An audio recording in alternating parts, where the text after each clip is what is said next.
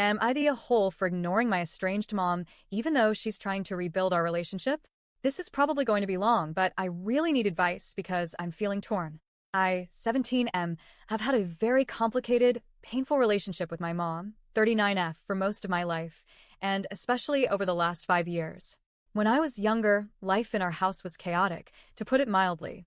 My parents fought constantly. I'm not talking about the occasional argument, I mean screaming matches that shook the walls. There was never any peace, and there was always tension in the air.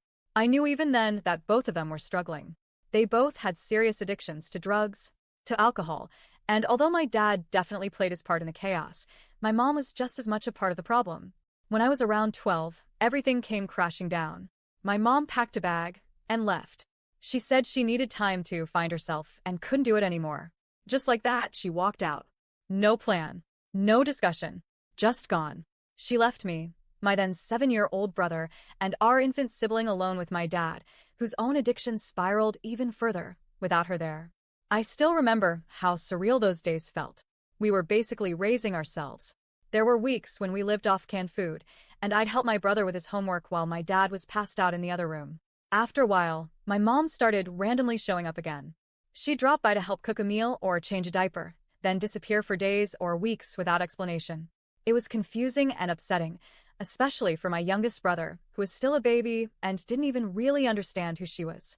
For me, every time she left again, it felt like a wound being ripped open all over again. Eventually, after one of her visits, she brought us to our maternal grandparents' house and asked them to take us in. Thankfully, they did. They stepped up in every way imaginable. They gave us food, structure, safety. They enrolled us in school, helped us heal, and slowly gave us a sense of stability we hadn't felt in years. That arrangement was supposed to be temporary, but then my mom disappeared again for a long time. I later found out my grandparents had offered her a place to stay so she could be close to us, but she refused. She wanted to do things on her own, even if it meant being far away from her children. And she stayed gone. Eventually, my grandparents won full custody of me and my brothers. My parents were given visitation rights. At the time, I was still extremely angry with both of them. But when my dad started getting sober and showed consistent effort to reconnect, I gave him another chance. He apologized. He showed up when he said he would. He didn't pretend the past hadn't happened, he owned it.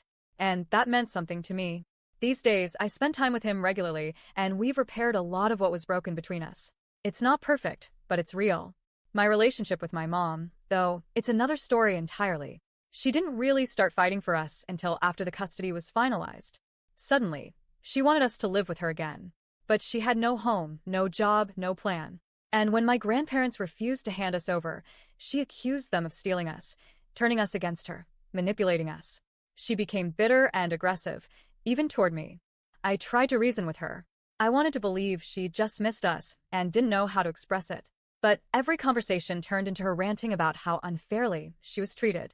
She'd make wild promises about gifts, vacations, days out, and never follow through.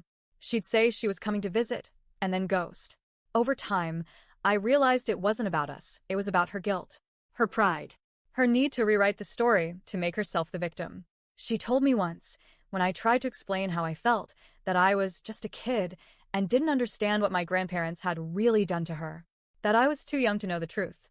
And that broke something in me. Because no, maybe I didn't know every detail, but I knew how I felt. And I knew that being stood up over and over, lied to, abandoned, and then gaslit about it was not the kind of love I needed. I started to pull back. I stopped visiting. I stopped responding. I stopped caring. Fast forward to now. She's living several hours away, engaged to someone new, and expecting another baby. She texts me every few weeks. Sometimes she calls. She tells me she's sober now, that she's doing better, that she's trying. She tells me she loves me, that she wants to fix things, that she misses me. And you know what? Part of me believes her. But another part of me just can't go there. Not again.